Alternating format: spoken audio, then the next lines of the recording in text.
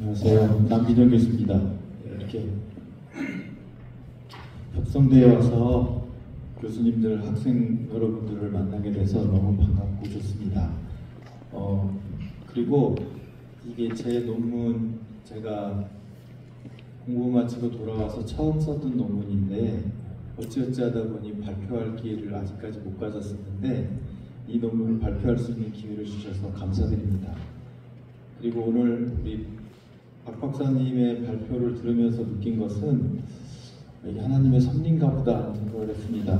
내용상 우리 박 박사님의 논문이 먼저 되고 제가 말씀드리는 게 주제가 맞겠다는 생각이 들었습니다.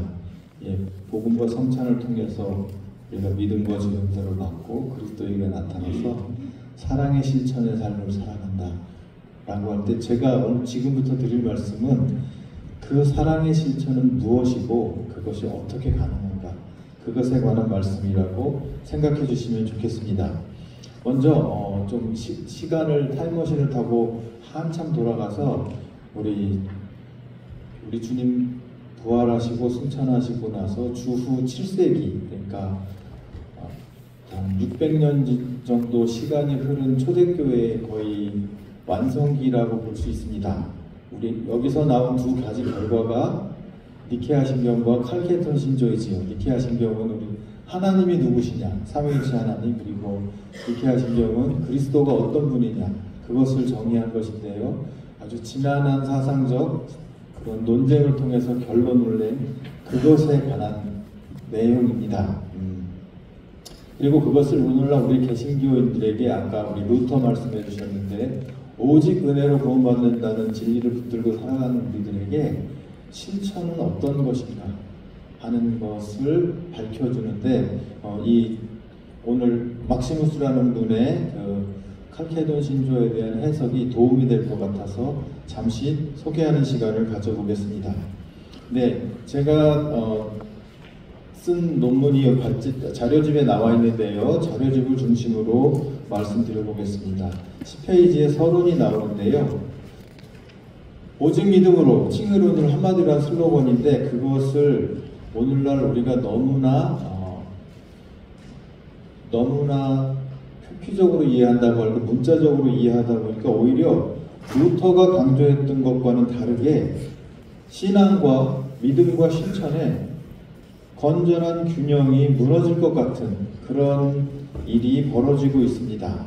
그래서 어떤 일이 있냐면 첫째로는 은혜와 우리들의 실천이 마치 서로 배치되거나 경쟁하는 것 아닌가 하는 이해를 조금 울리는 것 같아서 그런 경향을 가지는, 그래서 은혜와 우리들의 실천이 서로 배치되거나 경쟁하는 것 같은, 그러다 보니까 우리 구원에 있어서 우리들의 역할이 매우 수동적으로 이해되는 그런 경향이 나타나고 있지 않나? 그것은 무엇보다도 영성훈련에 대한 거부감으로 작동하는 것을 종종 보게 됩니다. 이것에 대해서 올바른 이해를 위해서 우리가 무엇을 할 것인가 하는 이야기가 제 논문입니다. 이 논문의 주제는 한마디로 말씀드리면 아까 말씀드린 것처럼 칼케돈 신조에 대한 기독론, 칼케돈 신조에서 나온 기독론을 받아들이면 우리가 곰곰이 생각해보면 이렇게 은혜와 믿음의 관계, 은혜와 실천의 관계를 우리가 아주 그 깊은 관계를 더 깊이 깨달아서 은혜로 말미암는 실천이 무엇인지를 알게 된다 하는 말씀입니다. 먼저 고백자 막시무스의 생애를 살펴보겠습니다. 말씀드린 것처럼 주후 600년대, 주후 7세기 때의 인물입니다. 이때 있었던 것은 막시무스에게 있었던 것은 칼케돈 신조가 공표되고 나서, 그런데도 그리스도가 누구시냐, 그리스도의 본성에 관한 논쟁은 잦아들지 않고 계속되었습니다. 그래서 제 논문에 있는 것처럼 여러분 가지신 것에는 12페이지 되겠습니다. 12페이지에 있는 건데요. 364년경에 막시무스는 단일 의지론자들이라는 사람과 논쟁을 벌이게 됩니다.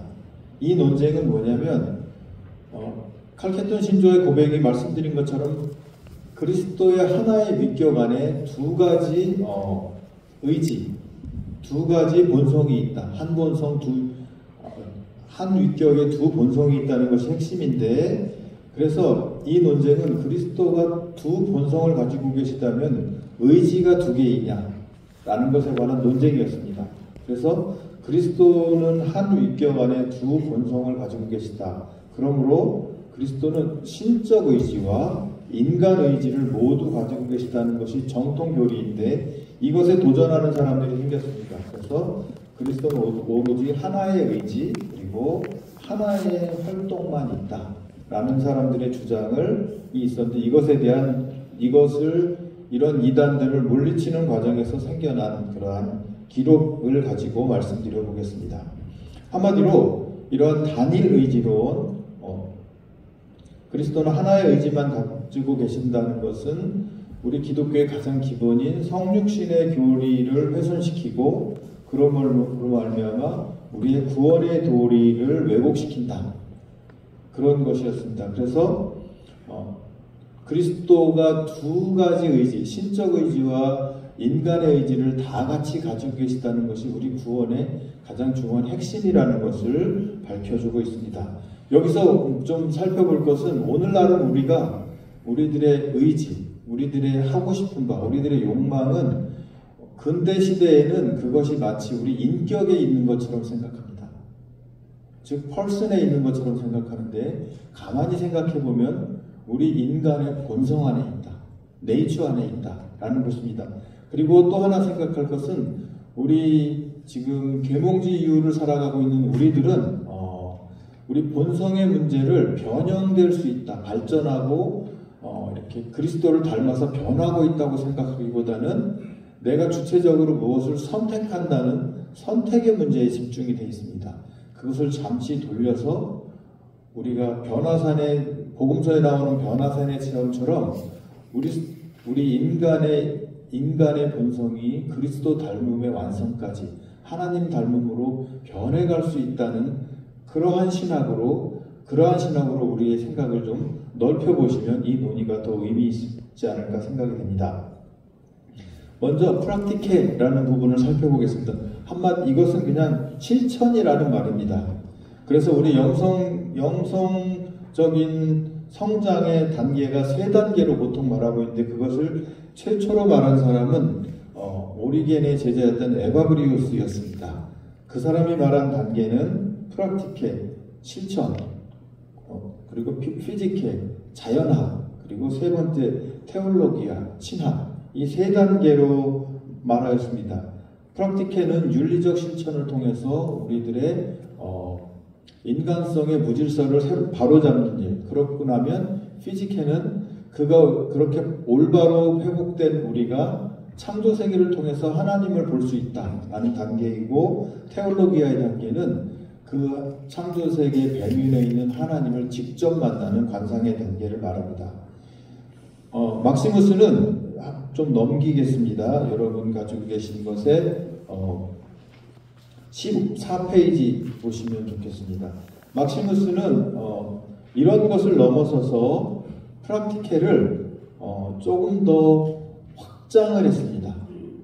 그래서 에바그리우스는 이 실천이라는 프락티케의 단계를 이미 우리가 수도자가 되어서 기도에 방해되는 우리들의 잡념들, 생각들과의 싸움이라고만 생각을 했었는데, 막시무스는 실천의 단계를 훨씬 넓히고 긍정적으로 생각해서 우리 신자들이 살아가는 삶의 모든 사역, 삶의 모든 소명 감당하는 일을 실천으로 봤습니다.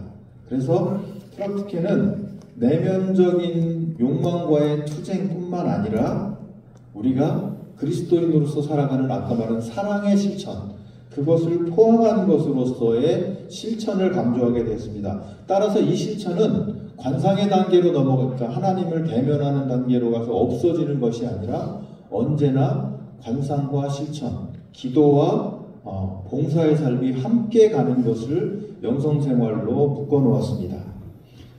여기에서 가장 중요한 것은 욕망에 대한, 인간의 욕망에 대한 이해를 어떻게 할 것인가 였습니다. 여러분 가지고 계신 교재 15페이지에 나와 있는 이야기입니다. 에바그리우스는 욕망을 부정적인 것으로만 봤습니다. 기도를 방해하는 것, 하나님을 지속적으로 바라보는 일을 흐트러뜨리는 일로만 보았습니다. 그런데 막시무스는 욕망이라는 것은 인간의 본성으로 보고 다만 그 욕망의 사용의 문제로 보았습니다. 그래서 욕망은 제거의 대상이 아니라 정화하고 성숙시켜야 될 대상으로 보았습니다. 그래서 막시무스는 프랙티케 실천을 정의하면서 욕망의 제거가 아니라 욕망 곧 정욕을 정화하고 승화하는 노력입니다. 그것은 다른 말로 하면 자기 사랑에서 벗어나서 이웃 사랑, 하나님 사랑으로 우리들의 욕망을 정화하고 성숙시켜 나가는 일로 보았습니다. 말씀드린 것처럼 그래서 욕망을 훨씬 더 긍정적으로 보게 되었습니다. 이는 지금 15페이지 마지막 부분에 있는 말씀을 드립니다. 이는 욕망 그 자체가 악이 아니라 인간에게 욕망, 욕구가 있는 것은 당연한데 그것을 왜곡되게 발현하느냐 아니면 하나님께서 우리에게 본래 창조해 주신 자연적인 본성을 따라 발현하느냐의 문제로 보았습니다. 그래서 우리가 실천의 단계에서 해야 되는 일은 욕망을 제거하는 즉 금욕의 삶이 아니라 오늘날에는 그래서 금욕의 삶이라기보다 수덕, 영어로 말하면 아세틱한 삶, 덕을 쌓아가는 삶, 우리 감리교회 말하면 성화의 삶을 실천의 단계로 보게 됩니다. 그래서 막시무스에게 있어서는 정욕들을 올바른 방향으로 성장하도록 하는 것, 정욕들이 올바른 방향으로 발현되도록 하는 일이 하나님을 볼 수 있는 아파테이의 단계로 보았습니다. 그래서 욕망을 제거하는 것이 아니라 욕망을 승화시키는 일. 그래서 마지막 부분에 있는 것처럼 우리 영혼은 우리 성서의 세계관, 신약 성서의 세계관도 들어있는데 우리 몸에 머리, 가슴, 배가 있는 것처럼 우리 영혼에도 머리, 가슴, 배가 있다고 비유적으로 생각을 했습니다. 고대에는 플라톤, 아리스토텔레스뿐만 아니라 우리 신약 성서의 세계관도 이것이 많이 반영되어 있다고 저는 봅니다. 그래서 영혼의 배는 뭐냐면 욕망입니다. 영혼의 가슴은 감정이고 영혼의 머리는 지성입니다. 그래서 에바그리우스 같은 사람은 아까 욕망을 제거해야 된다고 했죠. 그래서 우리들의 욕망과 감정을 제거하면 우리들의 지성이 자유로워져서 하나님께로 갈 거라고 생각을 했습니다. 그런데 에바그리우스가 그렇게 했다면 막시무스는 그것이 아니고 욕망도 승화되고 감정도 승화되어서 우리 지성과 더불어, 지성은 본래 하나님에 대한 사랑입니다. 로고스가 큰 로고스를 찾아가는 그 사랑을 지성이라고 했습니다. 이건 어거스틴의 말이기도 합니다. 그렇게 될 때 우리 전인이 하나님께로 상승하는 것을 막시무스는 영적 상승으로 보았습니다. 그것에 관한 이야기가 섹션 2의 마지막 부분인데요. 그래서 영혼의 욕망의 부분은 변모되어서 하나님을 향한 에로스가 되고, 즉 에로스도 긍정적으로 보았습니다. 그리고 감각의 부분은 신적인 아가페가 되고, 그리고 이와 같이 프랙티케를 통해서 이런 것이 정화됨으로써 이제 하나님을 알아볼 수 있는 우리 속에 있는 로고스가 올바르게 그 길을 가게 된다 하는 것이 프랙티케, 실천의 단계에서 우리가 해야 되는 일이다 라고 말하고 있습니다. 이러한 실천에 있어서 가장 중요한 것은 세 번째 섹션으로 가보겠습니다. 가장 중요한 것은 정리를 해보겠습니다. 실천에 있어서 가장 중요한 것은 세상에 있어서의 봉사입니다. 그리고 이러한 실천은 관상생활, 즉 우리들의 깊은 기도생활과 같이 가는데 이러한 실천의 삶의 가장 중요한 것은 뭐냐면 창조 세계를 하나님께로 이끌어가는 창조 세계의 중재자 역할이다 라는 것이 막시무스의 생각입니다. 그곳에 가는 부분이 섹션 세 번째 있는데요. 말씀을 드려보겠습니다. 그래서 하나님은 로고스를 통해서 세상에 참여하시고 또 그래서 우리는 그 로고스를 통해서 하나님께로 나아갈 수 있다라고 말하고 있습니다. 16, 17페이지 부분입니다. 그래서 인간은 더 나아가서 이성적인 존재, 로기코이라고 하는데 여기서 이성은 우리가 지금 근대 지금 우리가 생각하는 어떤 수학적인 판단력 그리고 합리적인 판단력을 말하는 것이 아니라 하나님의 로고스를 알아볼 수 있는 힘을 말합니다. 그래서 관상을 통해서 신적 로고스에 참여하도록 되어 있는 존재가 인간이고 그래서 관상을 통해서 하나님께 연합할 수 있는 존재이다라는 것입니다. 그런데 그 연합의 길이 창조 세계를 통해서 나아가게 되어 있다. 두 번째 섹션에서는 그래서 인간은 소우주입니다. 왜냐하면 창조 세계를 통해서 창조 세계를 이끌고 가기 위해서 창조 세계의 모든 요소가 우리 인간 안에 있다. 그런 의미에서 소우주다라는 것입니다. 그래서 인간이 창조 세계를 통해서 하나님께로 나아갈 때 창조 세계를 이끌고 하나님께 나아가게 된다. 그래서 인간의 구원이 온 세상의 구원과 같이 간다라는 것입니다. 현재의 창조 세계는 5가지 분열이 있습니다. 제가 한번 읽어보겠습니다. 인간은 여러 가지 분리 가운데에 위치하는 존재이다. 첫째는 창조된 것과 창조되지 않은 것. 이것은 우리 신학의 중요한 표현인데 uncreated된 것은 하나님의 성품을 말합니다. 창조된 것은 창조의 세계, 그리고 지적인 것, 감성적인 것, 우리가 감각으로 볼 수 있는 것과 그 너머의 것, 그거 사이의 분리, 그리고 우리가 알고 있는 것처럼 하는 뜻이 이루어진 하늘의 세계와 땅의 세계의 분리, 그리고 낙원과 속세의 분리. 그리스도께서 말씀하신 것처럼 낙원이 있고 하나님의 뜻이 작용하지 않는 속세가 있고, 그리고 마지막으로 우리 인간 안에 있는 분리, 그것을 좀 상징적으로 남과 여의 분리라고 표현하고 있습니다. 인간은 이런 분리 가운데에서 존재하면서 이 분리들을 하나씩 해결하는 방식으로 온 세상을 이끌고 하나님께로 상승한다 하는 것입니다. 네, 거기 섹션 3번은 중재자로서의 스토기 역할은 좀 아쉽지만 넘어가도록 하겠습니다. 지금 제가 드린 말씀을 좀 풀어서 한 내용입니다. 그 마지막으로 가보면 그래서 우리들이 제일 중요한 것은 이렇게 인간의 길을 가는 것이 인간의 길을 가는 것이, 그러니까 하나님 앞에 나아가는 실천, 그리고 실천 가운데서 창조 세계의 분열을 다 같이 통합하면서 하나님께로 나아가는 길은 실은 우리들의 자연 본성이 아니라 하나님께서 우리에게 주신 은혜, 그것에 대한 응답으로 나아가는 길이다. 그래서 은혜의 도움으로 우리들의 자연 본성이 은혜의 도움, 좀 더 분명하게 말씀드리면 은혜에 순종하는 방식으로 협력함을 통해서 이렇게 세상을 구원하고 하나님의 동역자로서 하나님 앞에 나아가게 된다는 것입니다. 그런 의미에서 섹션 4는 신인 협력을 말하고 있습니다. 무엇보다 그리스도의 역할인데, 이렇게 본래 자연의 중재자로 서야 할 우리들이 말씀드린 것처럼 타락하게 되었습니다. 타락이라는 것은 아까 말씀드린 대로 하나님 중심으로 일어나는 자연스러운 운동에서 하나님 아닌 것을 중심으로 나는 일종의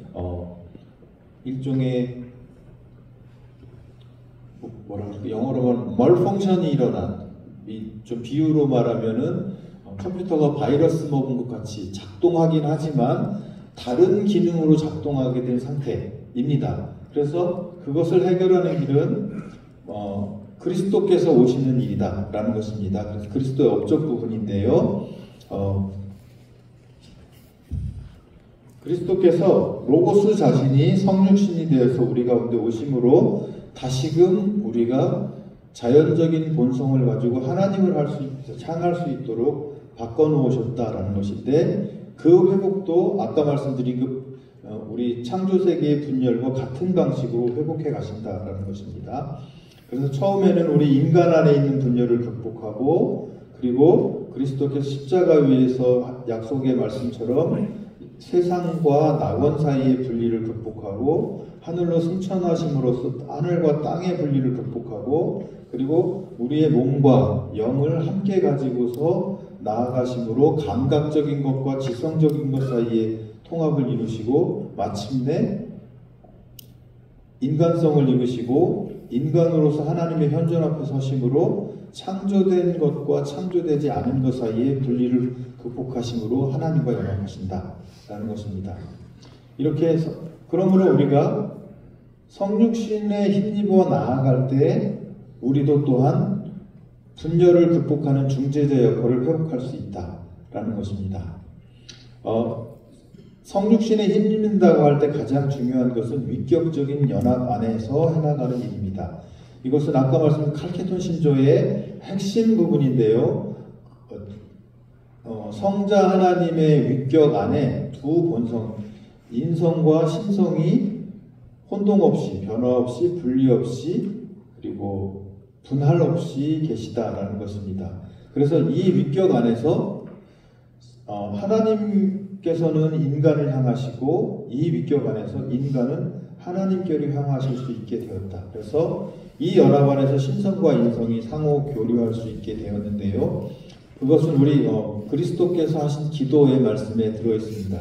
내 뜻대로 마시고 아버지 뜻대로라고 할 때 그리스도 안에 있는 두 본성, 그리스도의 인성이 그리스도의 신성에 온전히 화합하는 일을 이루심으로 우리가 우리 인간의 인성이 그리스도의 인성에 연합하고 그리스도의 인성과 더불어 그리스도의 신성과 결합해서 하나님 앞에 나아가는 그러한 길을 열어놓으셨다. 그러한 상호 협력이 가능하게 되었다는 것입니다. 그래서 섹션 2의 마지막 부분인데요. 그래서 이와 같이 막시무스는 신성과 인성 사이의 본질적인 차이를 인정하면서도 로고스의 위격적인 연합 안에서 두 본성 사이의 상호 교통이 조화롭게 이루어진다는 점을 분명히 말하고 있습니다. 이렇게 해서 우리 인간은 말씀드린 것처럼 위격적 연합 안에서 그리스도의 참여함으로 하나님의 안으로 참여하게 된다라고 말하고 있습니다. 네, 그 방식에 대해서는 그리스도의 케노시스인데요. 아쉽지만 넘어가 보도록 하겠습니다. 자, 그 마지막 부분만 보도록 하겠습니다. 그래서 섹션 4의 그 마지막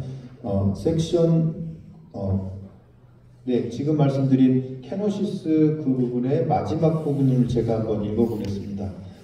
그래서 우리로 하여금 은혜로 말미암아 구원 얻는다는 개신교의 구원의 교리에 이 칼케톤 신조를 통한 위격 안에서 신성과 인성의 연합이 우리 은혜로 말미암아 구원받는다는 그 의미의 큰 함축을 하나 깨닫게 합니다. 그것은 무엇이냐면 하나님의 아드님을 우리에게 내려주신 그 구원의 은혜에 진지하게 응답하는 것이 바로 믿음이다 하는 것입니다.